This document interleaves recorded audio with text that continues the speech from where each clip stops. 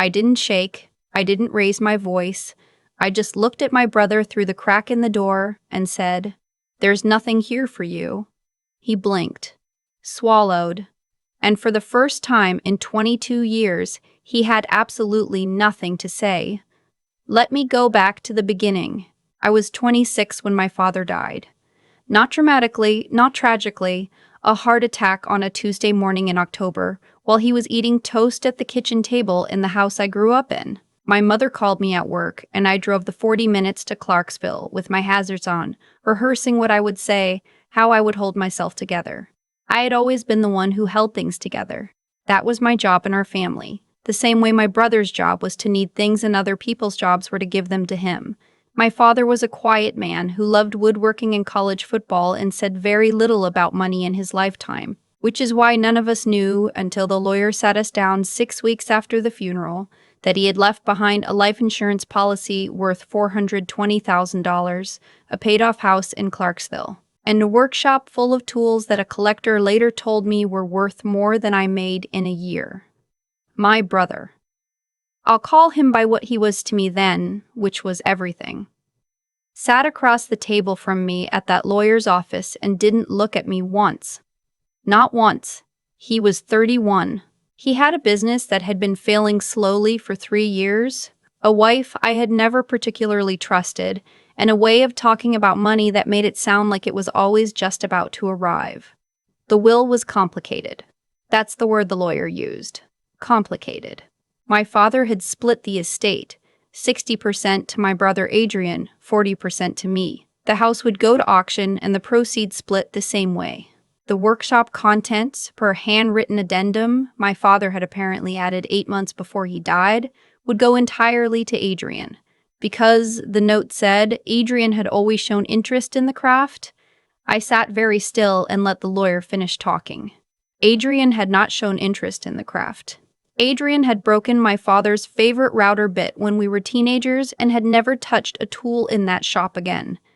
But my father had written it down and my father was gone and I was not going to cry in a lawyer's office in downtown Clarksville. What I did not know then, what I spent the next year finding out piece by piece, was that Adrian's wife Melody had been visiting my father in the months before he died, regularly, bringing casseroles, fixing things around the house. My father lived alone after my mother moved to assisted living, and he was lonely, and Melody knew that. She sat with him on his porch. She listened to him talk about the shop. She drove him to 2 of his cardiology appointments when I couldn't get away from work. I didn't know about those appointments. Adrian never told me. Melody never told me. My father mentioned it once, in passing, on a phone call where I was trying to listen while also navigating a spreadsheet, and I said that was so kind of her and moved on. I hate that I moved on. I was a mid-level accountant at a regional logistics firm in Nashville at the time. I was good at my job in the way that people who grow up being responsible become good at jobs. I paid attention, I caught errors, I stayed late without being asked. I made $58,000 a year, and I had $22,000 in savings, and I split a mortgage with a roommate named June, who worked nights at Vanderbilt and left granola bars on the counter with little sticky notes that said things like, "You look tired. Eat something." June was the one who noticed I had stopped eating regular meals after my father died. June was the one who sat across from me at our small kitchen table on a November night and said, "What exactly did they take from you?" And I told her everything. The 60-40 split didn't bother me, not on its own. My father could divide his estate however he wanted. What bothered me was the workshop. I had been the one who sat with him out there on Sunday afternoons for years, handing him sandpaper, listening to him explain the difference between a mortise and a tenon joint, watching him make something out of nothing with his hands. Adrian had visited for holidays and left early and called my father about once a month. And Melody had brought casseroles in the last 8 months of his life, and somehow that had been enough to redirect assets worth over $60,000. Adrian sold the tools within 3 months. All of them. Through an estate auction company in Louisville that specialized in craftsman equipment. He texted me the morning after the sale. "Got more than we expected. Should have done this years ago." I did not respond. What I did instead was start paying very close attention. I paid attention when Adrian told me over Christmas at my aunt's house in Bowling Green that he had a new investment opportunity in commercial real estate that was going to change everything. I paid attention when he asked, casually, if I had thought about what I was going to do with my portion of the estate. I paid attention when Melody put her hand on my arm and said they were thinking of buying a property in Murfreesboro, something with rental income potential. And wouldn't it be something if we could all be part of it together? Family investment, she said, something Dad would have liked. I smiled. I said I'd think about it. I did not think about it. What I did was open a brokerage account, put the majority of my inheritance into a diversified index fund portfolio, and use a small portion to pay down the principal on my mortgage share. I read 3 books on real estate investing that winter. I started listening to finance podcasts on my commute. I took a continuing education course in forensic accounting at Belmont University on Tuesday evenings, not because my job required it, but because I wanted to understand exactly how money moves when people are hiding where it goes. Adrian called in February. He needed $30,000. Not as a gift, he said, as a bridge loan. The Murfreesboro property had hit complications.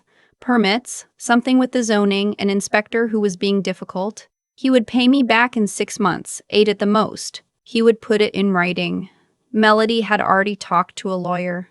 I asked him to email me the details of the property and the projected return timeline. He said he didn't have all of that in front of him right now. I said to send it when he did. He never sent it. 6 months later, I learned through my cousin that the Murfreesboro property had never existed. Adrian had sunk most of his inheritance and a significant amount of other people's money into his failing business and into what my cousin, who worked in banking, carefully called a situation that has regulators interested. I did not ask follow-up questions. I filed the information away. I kept working. I got a promotion. I started studying for my CPA exam on weekends, sitting at the kitchen table with a cup of coffee and highlighters color-coded by category. June moved out that spring. Good news for her. A new relationship, an apartment closer to the hospital, and I adopted her cat, a gray tabby named Biscuit, who had a habit of sitting on my study materials and staring at me like I was doing something wrong. I passed the CPA exam on my first attempt. The firm noticed.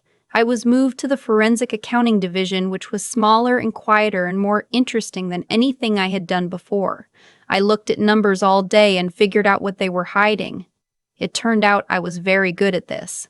It turned out years of watching my family's finances from the outside, understanding who was taking what and where it was going and what story the transactions were trying to tell, had given me a skill set that was genuinely useful in a professional context. I bought June out of the mortgage at year 3. The house was mine. I did not tell Adrian. He had, by then, resurfaced from whatever the regulatory situation had been, apparently without serious consequences, and had started a new venture, something in logistics software, which I knew nothing about and did not ask about.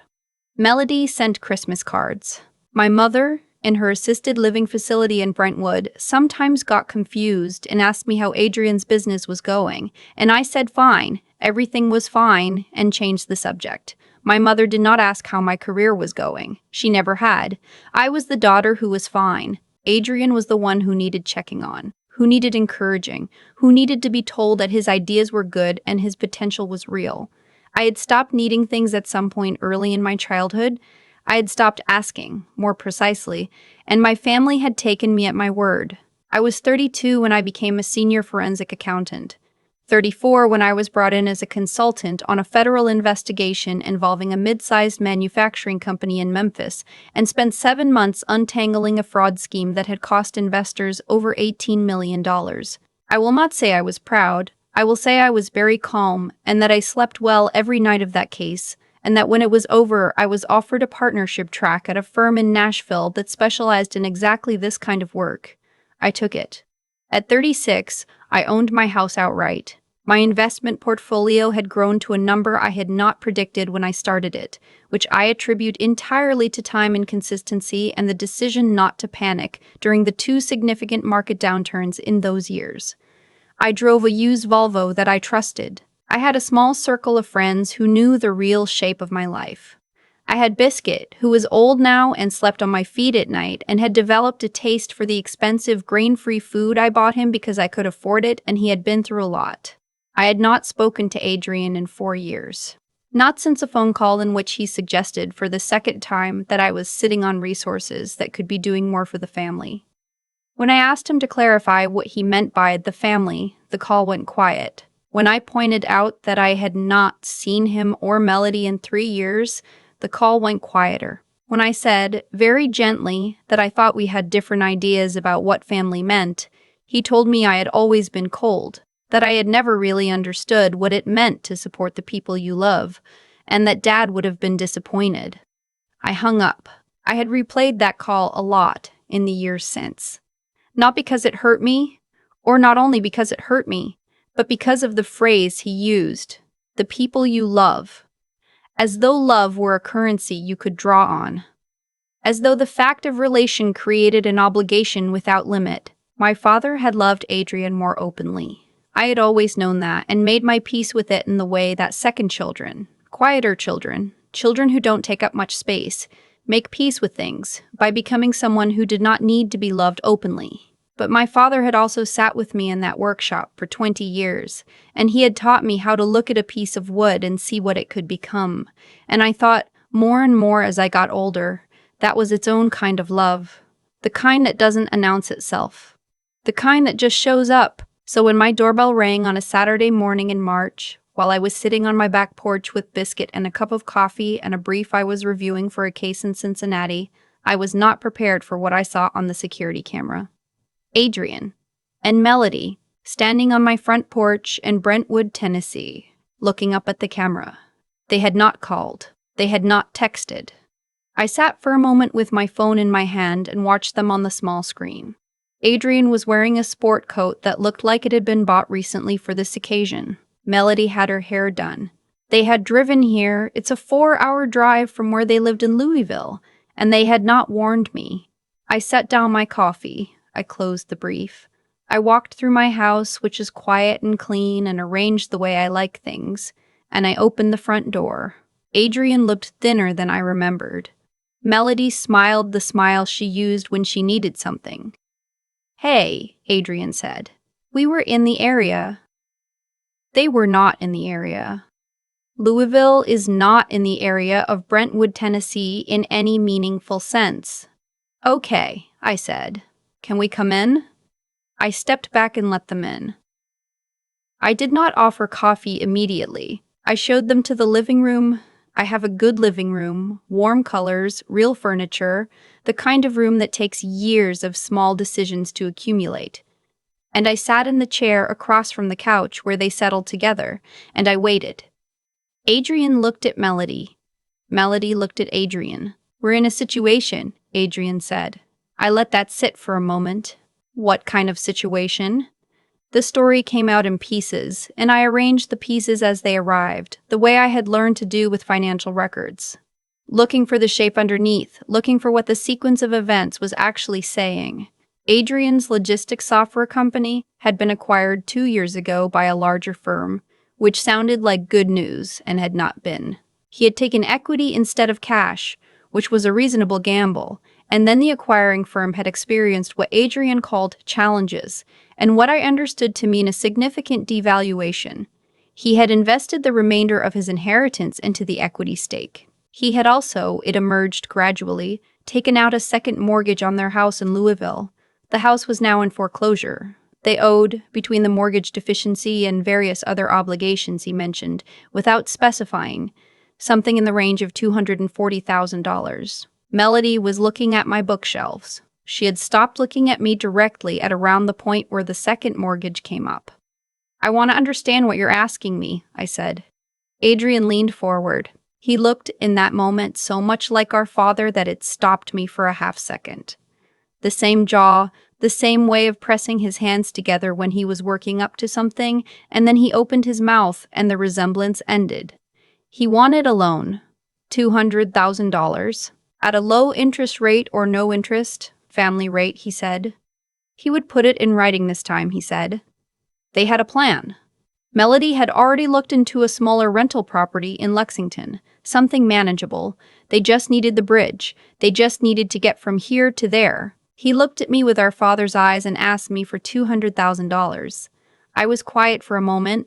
Then I said, "Before I answer that, I want to ask you something."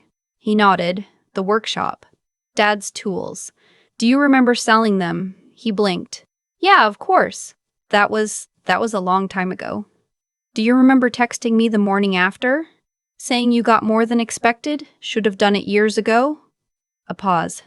"I mean, I don't remember the exact—" "I do," I said. "I remember exactly." The room was quiet. The kind of quiet that has a shape to it. That has nothing to do with— "I know it doesn't," I said. "I'm not saying it does. I just wanted to know if you remembered." I let another moment pass. Outside, there was a bird doing something persistent in the yard. I had meant to look up what kind it was. "No," I said then. "I'm not going to loan you $200,000. Melody made a small sound. Adrian sat back. "I'm not going to loan you any amount," I said. "I want to be honest with you about that, because I think you deserve a clear answer. Mara, that's my name. Mara, that's my name."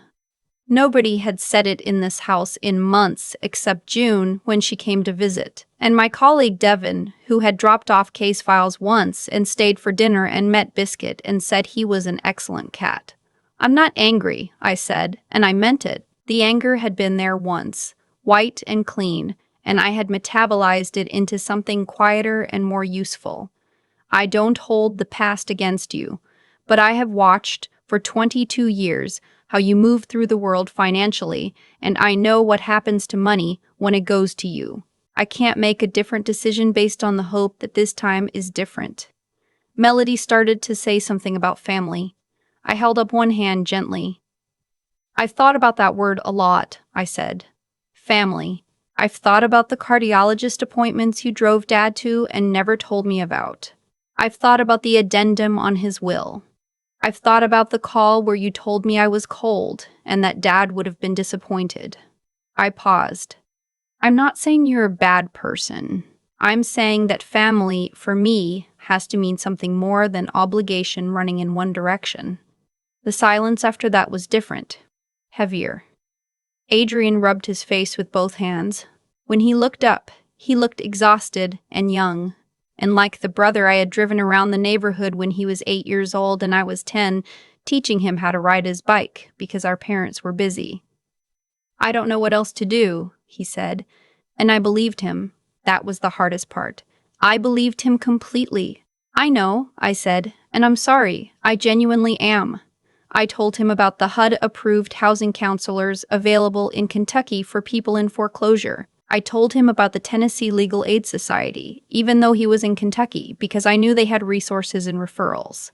I told him that if he wanted help understanding his options, financial options, what his creditors could and couldn't do, what the foreclosure timeline looked like, whether bankruptcy made sense, I would spend 2 hours on the phone with him walking through it. Not giving him money, giving him information. He didn't want information.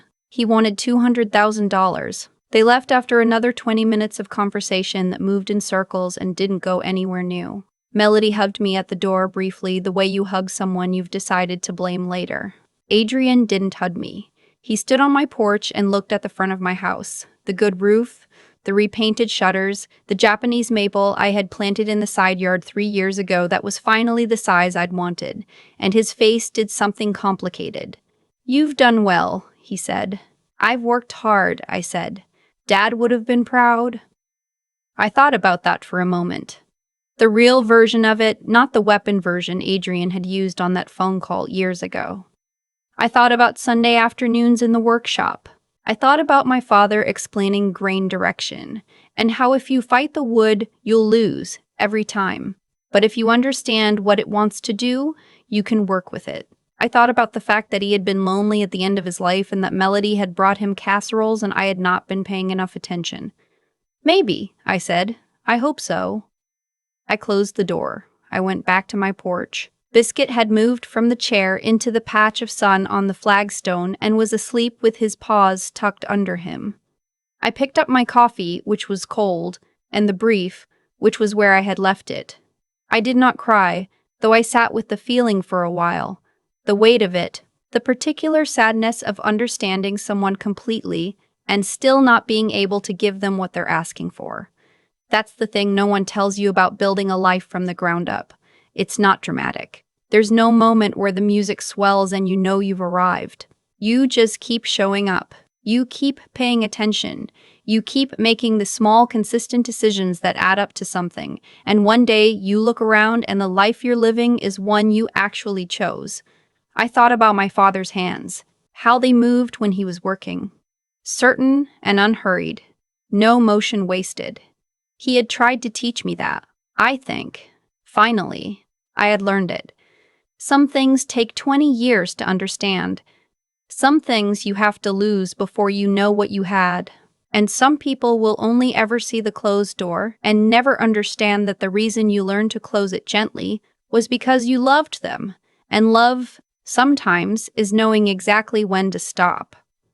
I opened the brief. The bird outside was still at it. Persistent, sure of itself, belonging entirely to the morning. I let it. I keep thinking about my father's hands, the way they moved in that workshop. No wasted motion, no hesitation. He used to say that if you fight the wood, you'll lose every time. But if you understand what it wants to do, you can work with it. I was 10 years old when he said that to me for the first time, and I didn't fully understand it then. I do now. What Adrian and Melody built together was a life that fought everything. Fought accountability, fought consequence, fought the basic arithmetic of spending more than you earn. And the outcome wasn't bad luck, it was physics. Every financial decision Adrian made across 22 years pointed toward the same destination. The foreclosure, the lost equity, the 4-hour drive to my door with a sport coat that still had the crease in it. None of that was random. It was the accumulated weight of choices, arriving exactly on schedule. I don't say that with satisfaction. I say it because I think it's important to be honest about how things actually work, especially when it's easier to call something fate or bad timing or the economy. Adrian didn't fail because the world was cruel to him. He failed because he never developed the internal infrastructure to succeed, not the discipline to save, not the judgment to evaluate risk, not the integrity to be straight with the people he was asking to trust him. Those aren't small things. They're the whole thing, and I had to build all of it from scratch, mostly alone, mostly without anyone checking on me or asking how it was going or bringing me a casserole. I don't resent that anymore. I used to, quietly, in the way you resent something you've never said out loud. But I've come to understand that being overlooked, being the one who is assumed to be fine, forced me to become someone who actually was fine. Not by accident, not by inheritance, but by the 10,000 small decisions that nobody saw. The Tuesday night accounting classes, the index funds I didn't touch during the downturns, the phone call I ended rather than agree to something I knew was wrong. That's what I want people to take from this, if they take anything. Not that you should close the door on people you love. That part was the hardest thing I've ever done, and I won't pretend otherwise. But that integrity is not a personality trait you either have or don't. It's a practice. It's what you do with the money when no one's looking. What you do with the opportunity when it would be so easy to rationalize taking a shortcut. What you do with the grief and the anger when the easier path would be to let them make your decisions for you. Intelligence matters. I used mine, I built on it, I turned it towards something real. But intelligence without character is just a more sophisticated way to make the same mistakes. And character without the resilience to keep going when things are genuinely hard, when you've lost something and you're tired and no one's noticing, that's not enough either. All three have to be there. All three have to be chosen over and over, on ordinary days when there's nothing dramatic at stake. I closed the door on my brother gently. I meant it that way. Some things that look like endings are really just the moment when cause and effect finally catch up to each other. And when that happens, the kindest thing you can do is be honest about it and let the person find their own way through. The bird was still singing when I went back to my porch. Biscuit was asleep in the sun. The brief was where I'd left it. I picked it up and kept going.